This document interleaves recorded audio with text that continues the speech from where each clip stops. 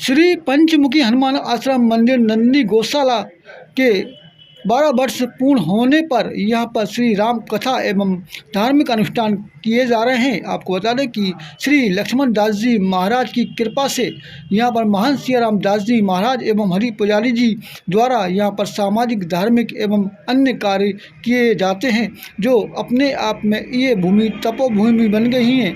यहाँ पर साधु संतों का हर वक्त आना जाना रहता है। उनके चरणों की धूल से ये पूरी मंदिर आश्रम एक तपो स्थल बन चुका है।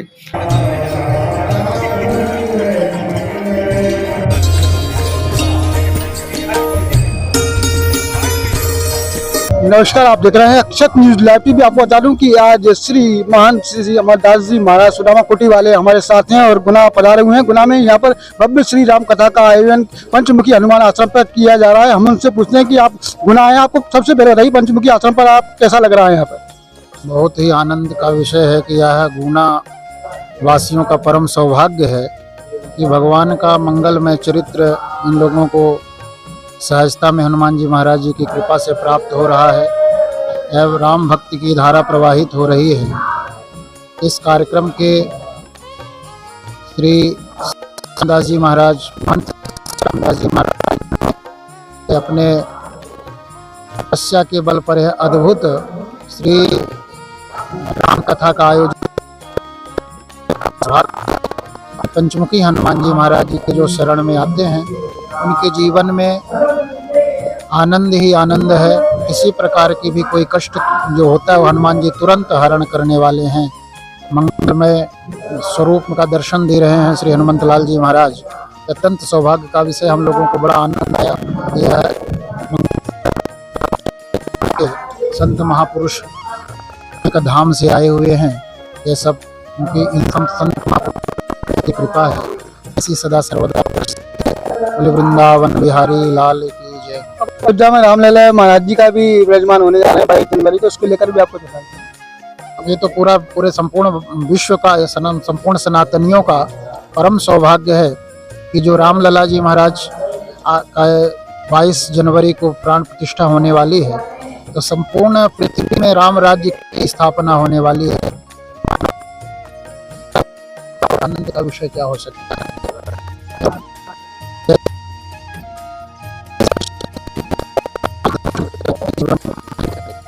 हमारे साथ सुरहन महाराज जी में आप भी थोड़ा सा, आप यहाँ पंचमुखी पे आए हो तो आप क्या संदेश देना चाहेंगे इस पूरे मंदिर? जय जय श्री सीताराम। अत्यंत प्रसन्नता की प्रतिवर्षी को भक्ति धारा बहा करके रखते हैं, और जब से इनका आगमन हुआ है तब से लेकर के आज नवयुवकों में जो गौ सेवा के प्रति, राष्ट्र सेवा के प्रति एवं भगवान श्री राम के प्रति जो आकर्षण हुआ है, वास्तव में बहुत ही प्रशंसा के पात्र हैं। और हम सब लोग जगतगुरु यति सम्राट भगवान श्री रामानंदाचार्य जी की दिव्य परंपरा है, जिसमें राम भजन और साधु सेवा स्वामी रामानंद, तो उसी संकल्प को आप आगे बढ़ा रहे हैं, बहुत ही प्रशंसनीय है। और मैं अपनी शुभकामनाएं प्रकट करता हूं कि ऐसे ही आप इस नवनिहाल भारत के नौजवान साथियों के प्रति अपने भावों को ऐसे ही व्यक्त करते रहें। श्री सीताराम। तो महाराज जी भी हमारे साथ हैं। हाँ जी, थोड़ा सा आप आए तो श्री राम कथा में। महाराज जी बोले। बहुत ही सुंदर यह आयोजन हमारे परम पूज्य महन श्री सियाराम दास जी महाराज जी के द्वारा जो यह आयोजन हो रहा है, बहुत ही सुंदर। बहुत संत समागम जो करते रहते हैं, ऐसे करते रहे। युवा संतों के लिए सभी संतों के प्रयास होते हैं। जय श्री राम। जय श्री राम। श्यामदास जी महाराज संत सेवी हैं। बालापन से हरि भजन जग से रहें उदास, तीरथ की आशा करें कब आए हरिदास। ऐसे संत महाराज हैं। व्रत गौ सेवा, संत सेवा, ठाकुर सेवा व्यवस्थित चल रही है। जय जय श्री राम। आप कैसा है महाराज? ये देखिए यहाँ पर बड़े बड़े संत आए हुए हैं। पंचमुखी हनुमान आश्रम पर श्री राम कथा का किया जा रहा है। इसके आयोजन सुरहन महाराज जी हैं। तो ये पूरा जो कार्य है महंत सियाराम दास जी महाराज के सानिध्य में चल रहा है। आइए हम और भी संत जी हैं, उनसे बात करेंगे, महाराज जी से बात कराएंगे। महाराज जी के द्वारा कार्यक्रम कराया जा रहा है, इसको कैसा लग रहा है? बहुत सुंदर लग रहा है, बहुत दिव्य है। सारे तीर्थों से संत पधार रहे हैं, बहुत आनंद आ रहा है, संतों को बहुत खुशी है। कि गुना शहर में ऐसे भव्य और दिव्य कार्यक्रम हो रहे हैं पंचमुखी दरबार में। हनुमान जी महाराज की जय। युवाओं को संदेश है कि सनातन से जुड़े और सनातन के प्रति अपना रुचि दिखाएं। हनुमान चालीसा पाठ करें, मंगलवार कम से कम हफ्ता में एक दिन तो जरूर करें। ये संदेश युवाओं को अधिक से अधिक संख्या में मंदिरों में जाएं, नजदीक मंदिर है वहाँ जाएं, दर्शन करें और अपने संस्कार अपने जीवन में लाएं। 22 तारीख को रामलला जी का विराजमान हो रहे हैं अयोध्या में। इसको लेकर लोग किस तरह से भव्य कार्यक्रम को आयोजन कर रहे हैं, इससे आपको इस बारे में बताइए। लोग दिव्य और भव्य कार्यक्रम होने वाला है। विश्व में ऐसा कोई कार्यक्रम हुआ है ना कभी होगा। बहुत दिव्य होगा। और दूसरी दीपावली मैंने उस दीपावली से बहुत बड़ी दीपावली मनाई जाएगी। हर घर में, हर जिला में, हर तहसील में, हर जगह पर बहुत दिव्य कार्यक्रम होगा, अद्भुत होगा।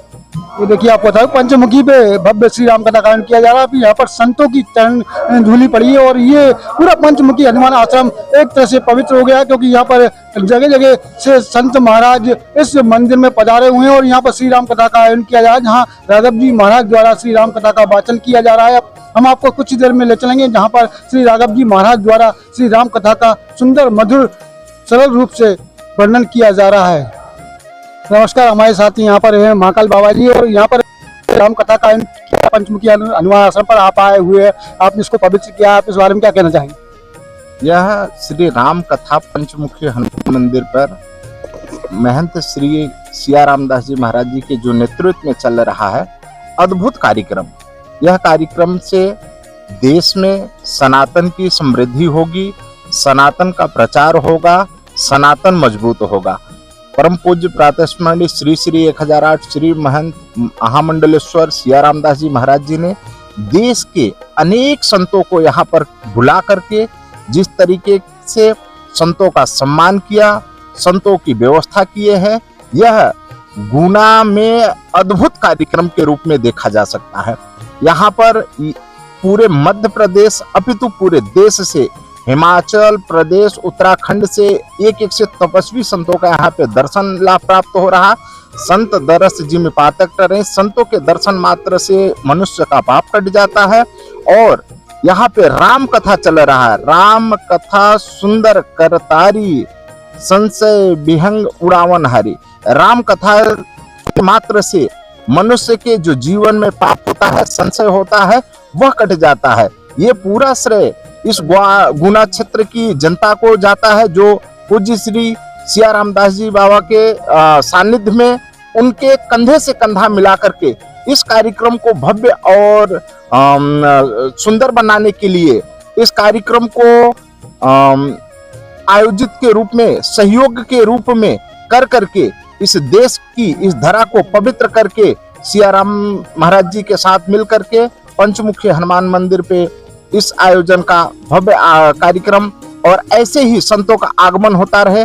हम सभी का इस क्षेत्रवासियों के लिए कोटि कोटि आशीर्वाद है कि इस क्षेत्र की जनता सदैव सनातन से जुड़ी रहे। भगवान श्री राम हनुमान जी महाराज की जनता के ऊपर कृपा हो और महंत श्री सिया रामदास जी महाराज जी के साथ मिल करके सालों साल ऐसे ही अन्वत्र कार्य करते रहें, गौओं की सेवा करते रहें। महाराज जी के यहाँ एक बड़ा अद्भुत यहाँ पर आकर के महाराज जी को जो देखने को मिला, महाराज जी ने एक यहाँ ध्यान केंद्र बना रखा है और उसमें आपको सिर्फ अपने मन को लगाने की आवश्यकता है। महाराज जी ने पूरी वहाँ व्यवस्था रखी है, माला है, आसन है, वहाँ पे आपको जल की व्यवस्था है, पूरी व्यवस्था है। अगर आप आते हैं तो महाराज श्री का जनता से निवेदन है, महाराज श्री ये कहते हैं कि यहाँ पर अगर आप आए हैं तो हनुमान जी का दर्शन करके कम से कम 108 बार राम का नाम लें। राम का नाम इतना पावन है, पवित्र है कि राम नाम से ही केवल राम जी की इच्छा से मनुष्य के जीवन का कल्याण हो सकता है। गोस्वामी तुलसीदास जी जैसे महाराज जी लिखते हैं कि कलयुग सम जुग आन नहीं, जो कर नर विश्वास, गाय राम गुण गण विमल, बहुत तरई नर बिना प्रयास। बिना प्रयास के केवल राम का नाम लेकर के मनुष्य तर सकता है। उस राम को नाम के लेने के लिए श्री सिया रामदास जी महाराज जी ने जो व्यवस्था यहाँ पे रखी है, उस व्यवस्था को हम कोट कोट सराहना करते हैं। अद्भुत है। महाराज श्री को मेरा बारंबार प्रणाम है और हनुमान जी से मैं करबद्ध निवेदन करता हूँ, प्रार्थना करता हूँ कि ऐसे हमारे सिया रामदास जी महाराज जी को अपनी कृपा बनाए रखे, ताकि वह देश देशांतर के संतों की और सनातन की गौओं की रक्षा और सेवा में वो सदैव तत्पर है। महाराज श्री के सानिध्य में आकर के उनका दर्शन लाभ प्राप्त करके, अनेक संतों का दर्शन लाभ प्राप्त करके, कथा का श्रवण करके हमारा भी जीवन धन्य हुआ। हम जैसे सतयुग में भगवान श्री राम वनवास काट के अयोध्या आया, राजा अभिषेक हुआ था, 22 जनवरी को भी वही पूरा दोहराया जाएगा। इसको लेकर आप क्या कहना चाहेंगे? क्योंकि भगवान श्री राम अपने मंदिर में विराजेंगे, अयोध्या नगरी में रहेंगे, एक अभिषेक जैसे ही होगा जिस तरह से सतयुग में हुआ था, वनवास लौट के आए थे। देखिए, सतयुग में तो हम सिर्फ शास्त्रों और संतों के द्वारा सुने हैं। यह कलयुग में युग जो है, ये कलयुग है। कलयुग में भगवान श्री रामचंद्र जी का अद्भुत कृपा, हम मनुष्य जीवन में अद्भुत भगवान की कृपा है कि जो भगवान श्री रामचंद्र जी अयोध्या में 22 जनवरी को विराजेंगे, तो हम लोगों का पूरे मानव सनातन 133 करोड़ देवी देवताओं के साथ अयोध्या में भगवान श्री रामचंद्र जी विराजमान रहेंगे। और अयोध्या की जो झांकी है वो हम 150 करोड़ देशवासियों के, सनातनियों के, ये गौरव की बात है कि इस समय जो हम लोग मनुष्य शरीर धारण करके जिसे देवता भी दुर्लभ मानते हैं, हम लोगों का बड़ा सौभाग्य है कि ऐसी घड़ी को अपने नजरों से देखने का जो है सौभाग्य प्राप्त होगा। ये अद्भुत कृपा जो है भगवान श्री रामचंद्र जी की है, हनुमान जी महाराज की है। बोल अयोध्या नाथ की जय। आज हम सदगुरु भगवान के सानिध्य में है। सदगुरु भगवान से एक ये विशेष बात जो कि आज की युवा पीढ़ी नहीं जानती, गुरुदेव ये मालाओं का क्या रहस्य, ये रुद्राक्ष की, ये तुलसी की, आप इस पे भी थोड़ा प्रकाश डालें और हमारे व्यूअर्स को बताएं कि रुद्राक्ष और ये तुलसी की मालाओं का क्या है वर्णन है, और ये प्राचीन काल से रुद्राक्ष और तुलसी की माला पे आप थोड़ा प्रकाश डालें गुरुदेव।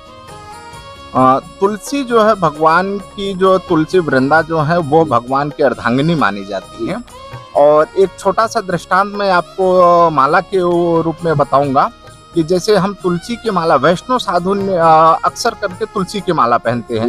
वैष्णव साधु तुलसी की माला इसलिए पहनते हैं कि एक बार जो है राम जी की इच्छा से एक वयोवृद्ध व्यक्ति जो है कि रास्ते से चला जा रहा था, और रास्ते में जाते हुए वह गिर गया और अचानक से उसका प्राणांत हो गया, उसका प्राण निकल गया। जब जिस जगह पे वो गिरा और उसका प्राण निकला, तो वहां पे वृक्ष तुलसी जी का था। उस तुलसी जी के वृक्ष पे उस व्यक्ति का मस्तक पड़ने से भगवान के पार्षद स्वयं तुलसी जी के वृक्ष के यहाँ उस व्यक्ति का प्राण होने, अंत होने से भगवान के स्वयं पार्षद उस व्यक्ति की आत्मा को लेने के लिए आए। यमराज के दूत भी आए, यमराज के दूत आए राम जी की इच्छा से। तो उन्होंने कहा कि भैया इसने तो कभी भजन पूजन सत्कर्म किया ही नहीं है, तो इसका तो जो है राम जी की इच्छा से ये तो जो है मृत तो लोक का प्राणी है और ये तो यमराज के यहाँ जाएगा। तो यम के दूतों को जो है कि भगवान के पार्षदों ने समझाया कि यह जो व्यक्ति, इसका जो कर्म होगा वो तो कर्म उसके साथ है, परंतु इस व्यक्ति का जब प्राणांत हुआ है वह तुलसी यानी वृंदा के चरणों में इसका प्राणांत हुआ है और यह भगवत धाम में जाएगा। तो उस व्यक्ति की आत्मा को जो है कि भगवान के पार्षद जब ले गए भगवान के पास, तो यमराज भी वहां पहुंचे। तो यमराज ने कहा कि भगवान ये तो कभी सत्कर्म किया ही नहीं है, ये तो जो है कि नरक का गामी है। तो भगवान ने जो है कि यमराज जी से समझाया कि यमराज जो है कि ये जो भी होगा, ये तुलसी जी के चरणों में इसका प्राणांत हुआ है और उस प्राणांत तुलसी के द्वारा ये हमारे धाम में आया है। सन्मुख हो जीव जब मोहि जब ही जन्म कोटि अघ पाप नासे तब ही। मनुष्य का हजारों लाखों करोड़ों जन्मांतर का पाप जब भगवान के सन्मुख होता है तो वो नष्ट हो जाता है। तुलसी जी की कृपा से उस व्यक्ति का जो है कि पूर्ण कर्म नहीं था, परंतु भगवत कृपा से वह व्यक्ति भगवत धाम में जाकर के मोक्ष को प्राप्त होता है। इसलिए तुलसी जी को गले में धारण करना चाहिए और हम जो भी पाते हैं, जो भी कर्म करते हैं, तुलसी जी के रूप में, हमारे जो माला के रूप में, कंठी के रूप में गले में विराजमान रहते हैं, तुलसी जी हमारे कर्म के साक्षी होते हैं और उनकी कृपा से हम भगवत धाम तक पधारते हैं। यह तुलसी की महिमा है। बहुत ही सुंदर। यहाँ का देखिए आपने, गुरुदेव ने एक रहस्यमयी बात है जो कि हमको शास्त्र पढ़ने पे भी ये चीज नहीं मिल पाती। ये गुरुदेव का आध्यात्म का प्रभाव है। उन्होंने तुलसी वृंदा मैया का इतना शानदार और सुंदर वर्णन किया है और इतना महत्व बताया है कि भगवान पार्षद जय और विजय के जब आप धाम पे जाते हैं तो तुलसी अगर आप पहने होते हैं तो निश्चित ही आप मोक्ष के अधिकारी हैं। गुरुदेव ने बहुत ही सुंदर तुलसी जी का वर्णन किया। गुरुदेव थोड़ा रुद्राक्ष पे भी आप प्रकाश डालें। इसी तरीके से जैसे हमने तुलसी का बताया वैसे ही रुद्राक्ष भी भगवान शिव के स्वरूप माना जाता है। और अध्यात्म की दृष्टि से तो जो भगवान शिव का स्वरूप है वो है ही, परंतु भौतिक दृष्टि से अच्छे अच्छे साइंटिस्टों ने कहा है कि यदि आप रुद्राक्ष को धारण करते हैं तो आपका ब्लड प्रेशर है, शुगर है, ये सब चीजें बीमारियां जो है भौतिकता में अगर आप देखेंगे, बीमारियों के रूप में देखेंगे, तो रुद्राक्ष एक ऐसा वृक्ष है, एक ऐसी धातु है, औषधि है, तो उसके धारण करने मात्र से आपके हजारों जीवन की बीमारियां नष्ट होती है। और वैसे भी रुद्राक्ष तो भगवान शिव का स्वरूप माना जाता है, इसलिए रुद्राक्ष को धारण करने का तात्पर्य ये होता है कि भगवान शिव को हम अपने गले में अपने ऊपर धारण किए हुए। जैसा कि गुरुदेव ने बहुत ही सुंदर रुद्राक्ष का वर्णन किया है और उसको साइंटिफिक भाषा में, जो कि आज वैज्ञानिक रूप में उन्होंने बताया है, जिसके के लिए रिसर्च भी हो रहा है। और ये रुद्राक्ष की एक अपने यहाँ एक मशीन बनाई गई है, उस मशीन में अपन जैसे सीटी स्कैन होता है उस प्रकार का एक स्कैनर किया जाता है, उससे ऐसी पॉजिटिव किरणें निकली हैं जो गुरुदेव ने अभी वृतांत किया है कि एक साइंटिस्ट इस तरफ से होता है बोला।